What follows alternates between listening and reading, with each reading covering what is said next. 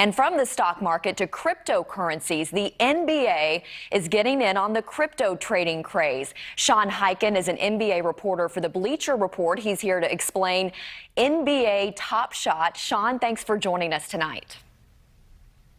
Good to be with you, actually. Well, instead of a card with stats on it like we're used to, fans are now paying big bucks to have these clips of video highlights, things we could watch online, probably for free.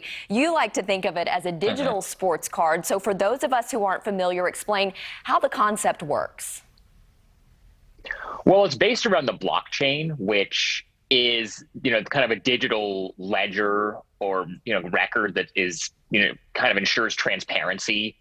And, it's kind of what Bitcoin is based off of and, other cryptocurrencies. And it was developed by the company called Dapper Labs, which is the company that developed CryptoKitties, which was popular a few years ago. You may or may not be familiar with that. It's sort of the same type of deal. It's these digital collectibles, these cats that would just kind of be bought and sold online and, in kind of the crypto world. These are more, NBA cards. It's basically like a sports card. It's basically like, you go to the store, you buy a pack of cards, except there's no physical component. But because all this stuff is on the blockchain, if you buy just like, let's say you buy a LeBron James card in the store or, you get one in a pack, you don't know whether, how many of them are in circulation. So you don't know how rare yours is. You buy one on eBay or something, you don't know if it's fake.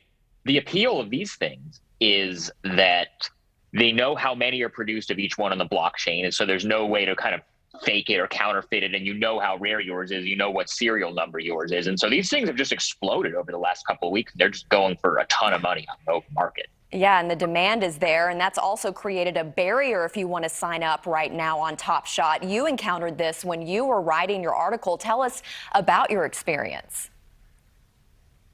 Well, yeah, so when I started working on this, I was talking to a bunch of different collectors and folks who are kind of at the top end of the power players in this thing, the folks who paid $50,000 or $35,000 for one of these things. But most of those guys are kind of, high level fantasy sports players or sports gambling figures. And so they kind of have that money to play around with. For me, I was just kind of wanting to look at the platform and just play around with it and get some firsthand experience with it. And so I tried to buy just one of the $9 packs, which comes with 3 moments. Those aren't regularly available. I think eventually the plan is for those to be regularly available, and anyone could just go and buy one of those for $9 anytime they want, just as a way to get in on the action and just kind of get on board on the platform. But those were sold out. I was able to get one. They've been doing these drops where it's kind of like if you're trying to buy an exclusive sneaker online, you have to get in the waiting room and then there's a queue and you don't know whether you're going to get one. I was able to get one. I know that they have had a few drops since then that have either gotten delayed because of heavy demand or have had to get pushed back or have had, way more people want to get in on them than are actually able to get in on them. And so I was able to get a pack at one point. Yeah, those $9 packs, I think, are sold out. So tell us, what is the top selling bid right now for one of these cards? What have you seen? Well, when I did the story, the top one that the biggest sale at the time was a dunk that LeBron James did about a year ago. This was before COVID, before the season shut down. It was about 2 weeks after Kobe Bryant passed away. And it was a, kind of a tribute to a dunk that Kobe had done about 20 years ago. And so, somebody paid $47,500 for a copy of that dunk.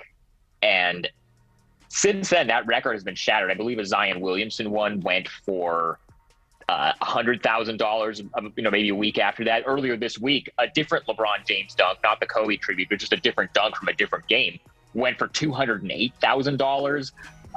These things are really shooting up. I mean, the thing is still in public beta right now. It hasn't even fully formally launched. I was told they're going to hopefully do that around the playoffs. But as of right now, there's still a lot of tech issues and a lot of things that are sort of preventing it from launching the way that it wants to launch. And so right now, people are putting a ton of money into these things, and there's been a huge surge in interest, but there are definitely a lot of issues that need to be worked out before we kind of can tell whether this thing is going to be sustainable, whether it's just another fad like CryptoKitties was. Well, we will keep our eye on it. Sean Highkin tonight with the Bleacher Report. Thanks for your time. Yeah, thanks for having me.